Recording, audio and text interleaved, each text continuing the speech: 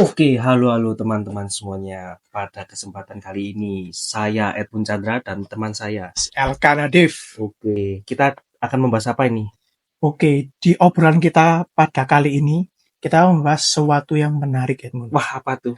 Bisa kamu tebak dulu apa? Eh, yang berhubungan dengan uang, Bisa jadi. ekonomi, Bisa jadi. apa ya? Mau tahu? Oke, saya ambilkan dulu bukunya ya. Nah, kali ini kita akan membahas buku yang berjudul The Cash Flow Quadrant. Oh, oke. Bisa kamu lihat dulu, Edmund. No. Covernya sangat bagus sekali, berwarna.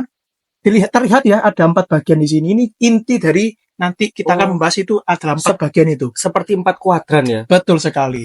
Ini bukunya oleh Robert T. Kiyosaki. Oke. Nah, buku ini tuh diterbitkan di Gramedia, Edmund, di tahun 2011. Oke. Jadi bukunya kan tadi aku tanya, buku tentang bahasa apa? Kan Edmund tadi menebak uang, lalu ekonomi gitu ya.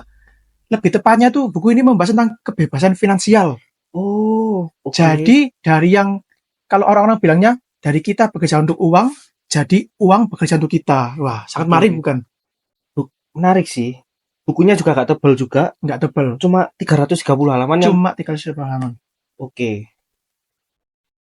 Oke, kalau begitu kira-kira Edmund sudah paham belum? Kira-kira buku ini akan membahas tentang apa? Oke, sedikitnya saya dapat gambaran lah tentang bagaimana kita mengatur keuangan di dunia kerja nanti. Mungkin seperti itu ya? Betul.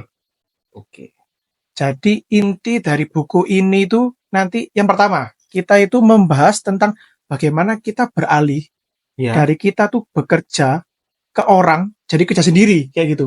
Jadi kita punya bisnis sendiri seperti itu, Edmund. Berarti seperti kita nanti itu goals-nya di akhir itu kayak bisa investasi gitu ya? Betul sekali. Biar tadi yang kata Dev katakan, uang itu bisa bekerja untuk kita. Untuk kita. Iya. Siapa yang tidak tertarik mendapatkan uang banyak dari kita kerja uang untuk uang, tapi uang kerja untuk kita, gitu Edmund. Oke. Sangat menarik bukan? Pasti penonton semua tertarik dengan buku ini. Nah, nanti Edmund akan bantu jelaskan isi-isi dari buku ini. Oke. Nah, oke Edmund. Jadi nanti di buku ini kita bakal menentukan seperti yang di awal tadi 4 kuadran. Yang pertama kita bahas pelan-pelan dulu. Yang pertama itu employee. Oke. Karyawan. Nah, seperti kita sekarang ini kan kita mahasiswa nih ya, di Universitas Majung tercinta ya kan.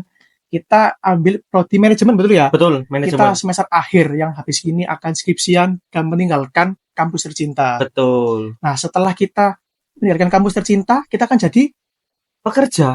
Harus bekerja. Ya, harus bekerja. Biar dapat uang. Nah, itu. Jadi kuadran pertama cocok buat kita. Itu employee, karyawan. Kita akan menjadi ke sana. Karena kita akan merintis karir itu dari bawah ya. Jadi ikut orang dulu seperti itu. Normalnya seperti itu. Karena memang kalau kita ingin merintis usaha sendiri, butuh modal kan? Butuh modal. Nah, dengan bekerja di orang ini, kita bisa dapat wawasan modal. Modal bukan hanya uang. Betul. Tapi juga bisa dapat modal seperti modal wawasan, modal relasi, jaringan, komunikasi, dan ke sesama rekan kerja gitu ya. Betul. Dan juga tentu saja modal uang ya, Mun ya, itu yang terpenting. Tentu. Modal uang untuk membangun suatu usaha. Namun kembali lagi ke jabatan kita. Betul. Kalau jabatannya semakin tinggi, tentu uangnya akan mengikuti semakin tinggi juga gajinya. Tapi biasanya kalau kita jadi karyawan ya, di employee itu Mun ya, biasanya gaji kita tuh akan segitu-segitu aja nggak sih? Iya sih, nggak bisa. Maksudnya gajinya itu akan tetap beda seperti orang pengusaha itu bisa meluncur, menaik tinggi gitu ya, dalam tahun-tahun awal langsung naik gitu ya. Betul. Tapi kalau karyawan ini naiknya agak relatif lama ya. Pelan sekali. Seperti ada cerita ayah teman saya itu bekerja di suatu bank. Merintis dari teller hingga mendapatkan jabatan itu tebak berapa tahun? Saya tebak 5 tahun. Salah. 30 tahun. 30 tahun. Bayangkan mengabdi hidupnya untuk perusahaan. 30 tahun. Dan itu gajinya naiknya nggak seberapa berarti ya? Sedikit gitu. Wah. Sungguh-sungguh kejam berarti ya. Memang hidup menjadi karyawan itu ya. Budak korporat. Betul. Nah, karena itu buku ini hadir. Di kuadran pertama kita akan membahas karyawan. Di kuadran kedua kita naik level. Menjadi apa, Ipun? di kuadran kedua kita menjadi self-employed. Self-employed. Apa itu self-employed itu? Yaitu self-employed itu bekerja untuk diri sendiri. Bekerja untuk Seperti memiliki usaha kecil-kecilan lah, UMKM. Betul. Seperti di Macung kalau di manajemen kita kan diajarkan buat usaha sendiri kemudian ya. Di IFER itu ya. Betul. KWU. Business creation. Yes. Betul. Kalau boleh tahu dulu Edmund jualan apa ya kalau di Macung itu? Saya dulu jualan cipok. Chicken popcorn. Oh, yes. Kamu kan tim saya. Oh iya lupa. Iya, saya tim Anda lupa. Iya. Nah, itu kan kita sudah diajarkan ya. Jadi self-employed itu bekerja untuk diri sendiri. Mulai dari bisnis modelnya bagaimana, marketingnya bagaimana, operasional. Betul. Dan juga kita diajarkan untuk membesarkan bisnis itu ya, nggak hanya di UMKM saja, tapi harus bisa menjadi big company gitu ya. Iya, bisa mulai dari CV hingga PT nantinya. Oke, baik. Nah, nanti kalau self-employed ini pendapatannya itu tergantung sama kita. Betul. Jadi kalau kita gak kerja, ya gak dapat uang. Nah, karena kita bekerja untuk diri sendiri. Betul. Saya juga sering mendengar teman-teman orang tua saya kalau dia kan punya usaha sendiri gitu ya. Kalau tanggal merah tuh dia bukannya senang, tapi malah sedih. Karena tokonya tutup, jadi nggak dapat uang gitu. Bedanya sama karyawan kalau tanggal merah kan senang ya, karena gajinya nggak berkurang. Iya. Tapi kalau self-employed ini karena dia buka usaha sendiri, toko sendiri, jadi tutup libur, nggak dapat uang gitu. Kalau bisa itu kerja 30 hari sebulan, 30 hari sebulan. Betul. Kayak toko Madura itu. Nah, ya itu 24/7 itu selalu gak buka. Pernah tutup. Tutupnya kiamat. Tutupnya kiamat. Iya. Betul. Oke. Dari tadi karyawan ya, naik level ke self-employed ya. Bekerja untuk diri sendiri. Lalu yang ketiga, kuadran yang ketiga berarti sisi yang sebelah mana Edmund?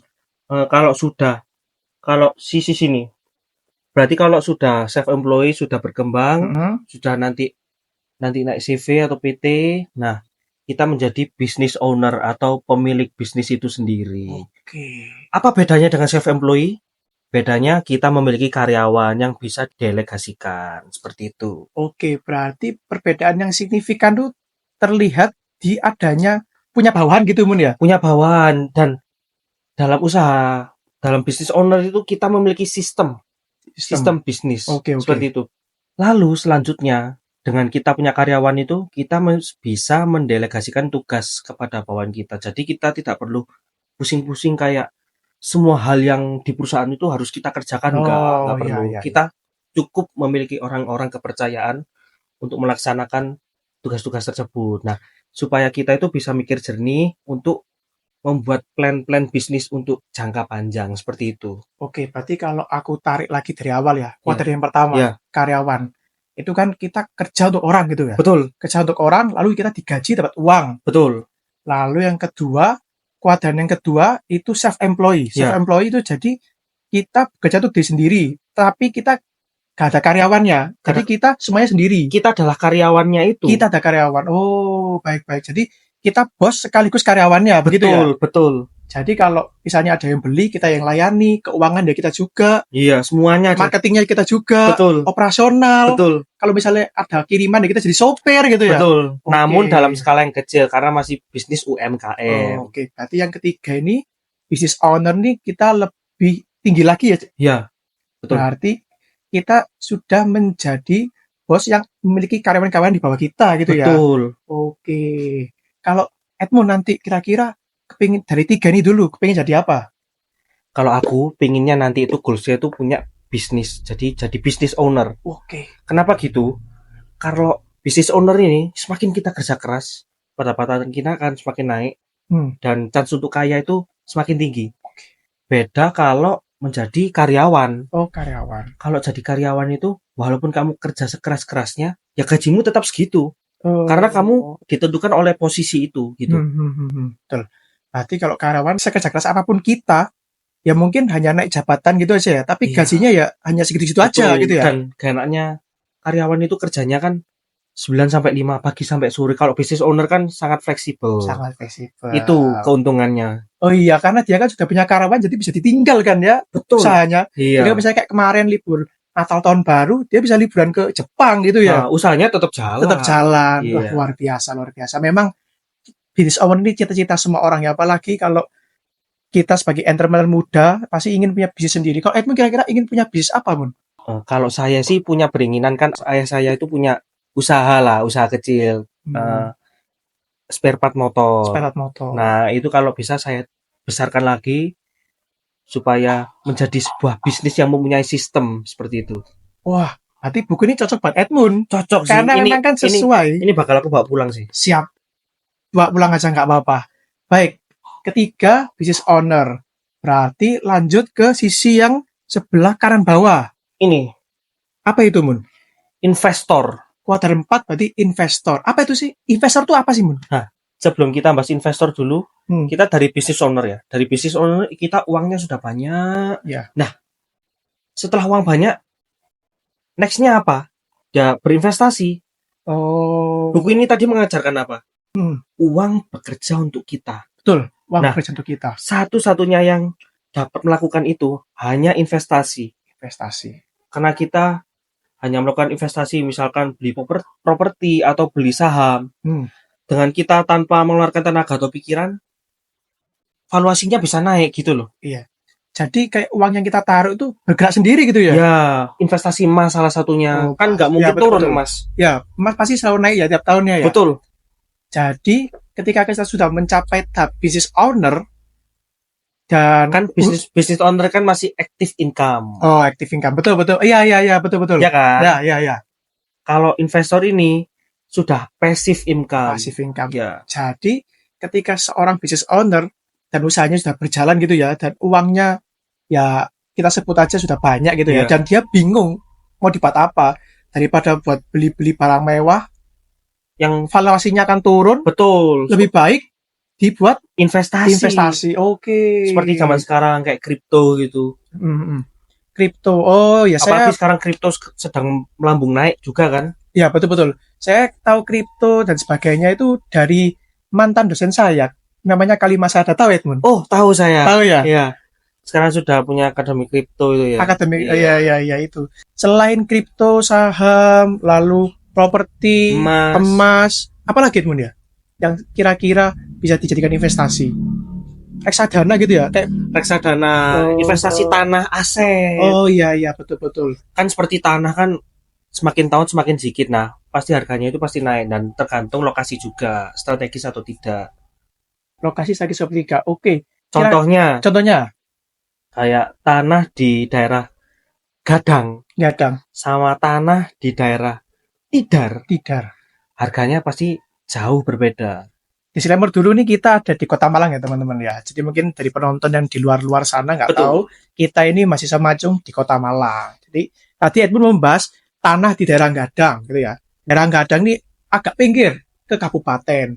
Jangan dari lebih ke dekat kota. Tentu saja tengah kota. Tentu saja harganya pasti beda, Mun ya. Betul. Jadi lebih baik investasi yang di daerah Tidar gitu ya. Iya. Ya sama saja. Cuman kalau yang di Tidar itu lebih menjanjikan, lebih pasti. Oke, baik. Lalu selain tanah, emas, saham dan sebagainya, kita berarti harus juga melek ya terhadap perkembangan zaman, karena kan investasi kan nggak melulu itu aja. Siapa tahu nanti di masa depan ada lagi sesuatu yang baru bisa kita invest. Apalagi kalau zaman sekarang kan lagi rame-ramenya IKN itu ya. Betul. IKN, perusahaan luar masuk ke kita gitu ya. Berarti kalau misalnya kita sebagai business owner ingin investasi, misalnya ada perusahaan A masuk, kita invest di sana, itu bisa Mun ya? Oh, bisa sekali. Bisa ya. Oh. Yang penting kita punya modal kapital. Itu kuncinya investasi, kita punya modal. Uang dingin. Baik. Iya, karena memang beberapa teman saya sih, dia main saham dan sebagainya, apalagi main yang trading itu. Iya, forex gitu ya. Memang keuntungannya memang kalau dilihat itu bisa besar gitu ya, investasinya menyajikan. Cuman kebanyakan teman-teman saya itu, mereka salah, pakai uangnya uang panas gitu, Mun.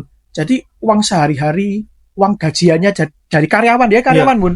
Uang gajiannya karyawan tuh di all-in ke situ, terus habis, akhirnya dia menderita sekarang kayak gitu. Berarti itu salah, Mun ya? Waduh, itu salah sih. Kita harus yaitu dari kalau karyawan itu kan gajinya itu cuma stagnan segitu-segitu aja. Ya, biasanya UMR lah, kita sebutnya UMR. Oke, berarti kita tarik lagi dari awal. Yang pertama karyawan. Terus naik ke self employee atau punya usaha sendiri. Iya. Dari punya usaha sendiri naik ke pemilik Business usaha. owner. Ya, business owner. Lalu dari business owner naik lagi ke investor. Investasi. Oke. Jadi kita sekarang sudah membahas ya 4 kuadran ini ya. Jadi Betul. dari yang sisi kiri atas sampai kanan bawah. Ya. Nah, dari keempat kuadran ini Mun ya, bisa aku bagikan atau bisa aku pisah, berarti ada sisi aktif dan pasif. Betul. Coba kalau kita lihat di buku lagi, Ya. Mun. Nah, berarti yang employee dan self-employed E dan S ini berarti ya, itu berarti di bagian yang aktif. Oke.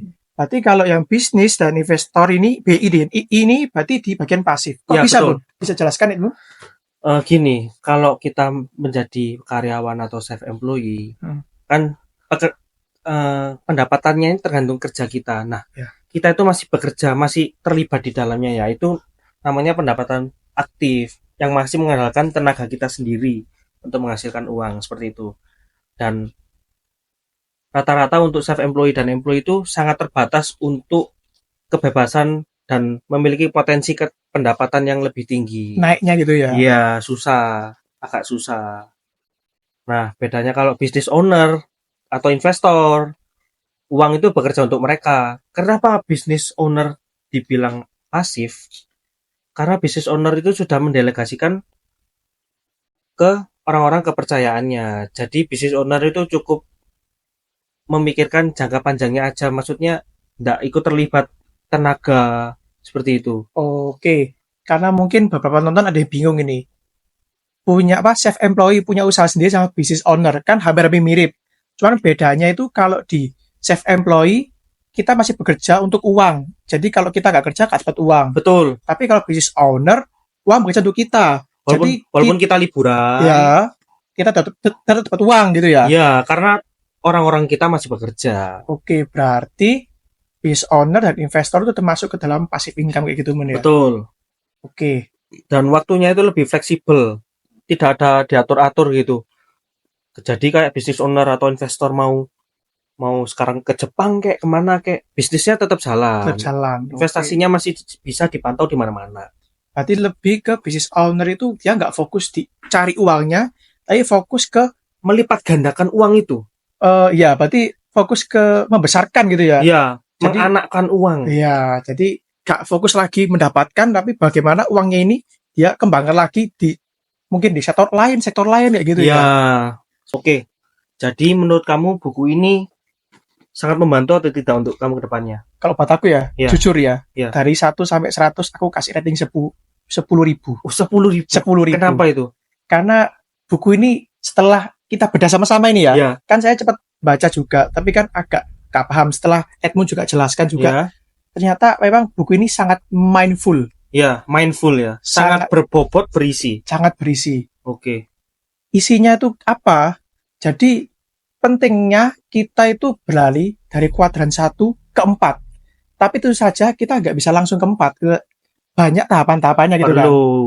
Jadi ada tahapan kuadran 2, 3, lalu ke 4 seperti itu. Seperti kita kan habis selesai kuliah. Kalau aku pribadi ya, habis selesai kuliah ini rencanaku untuk kerja di orang dulu, di perusahaan seperti itu. Nah, dari saya employee ini saya belajar dari bagaimana sistem bekerja dalam suatu perusahaan. Nah, setelah itu saya memiliki rencana untuk menjadi pemilik usaha kecil, merintis. Jadi nanti goalsnya itu pokoknya saya punya usaha sendiri. Setelah menjadi business owner, nah uang kan kapital kita sudah besar. Dan untuk melipat gandakan itu kita butuh investasi. Dan investasi itu bukan hanya tentang melipat gandakan uang, namun mempertahankan kekayaan kita. Oke. Seperti itu. Karena menurut saya itu juga penting juga ya, karena jujur kalau dari saya sendiri, saya dari keluarga yang biasa saja. Saya ini perintis, bukan pewaris gitu ya, kalau kata orang-orang. Sama, saya juga perintis. Jadi memang kita harus mulai dari nol gitu ya. Dari karyawan dulu nggak apa-apa, meskipun di kuadran 1 ini karyawan paling bawah, tapi nggak apa-apa. Itu adalah modal dasar. Itu adalah proses. Iya, betul. Hidup adalah proses. Jadi nikmati aja prosesnya dari bawah. Pasti Tuhan akan berikan jalan. Betul. Kalau kalian ingin berusaha, apalagi berusaha sambil membaca buku ini, pasti hidup kalian akan terus naik. Dalam hal finansial tentu saja. Lalu untuk Emu sendiri, dapat apa nih dari buku ini? Dari pembahasan kita selama tadi ini, apa yang Edmund dapatkan? Kalau saya sendiri, pendapat tentang buku ini tuh sangat bermanfaat sekali. Kenapa gitu? Karena goal saya tuh memiliki financial freedom seperti buku ini katakan. Financial freedom. Kembali lagi ke mutunya buku ya, financial freedom ya. Betul. Jadi Edmund ingin kedepannya tuh financial freedom gitu ya. Betul, yang dimana itu uang bekerja untuk kita. Namun itu tidak mudah. Maka dari itu dengan buku-buku ini bisa menjadi tuntunan kita ke depannya, mulai dari employee, self-employee, lalu business owner, hingga ke investor nanti, seperti itu.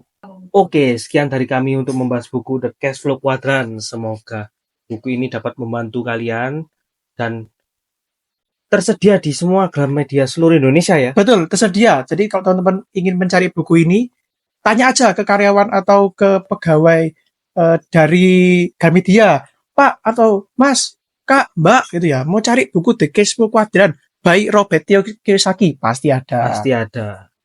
Oke, sekian dari kami berdua. Saya Edmund dan saya Dev. Kami pamit undur diri. Dadah. Terima kasih.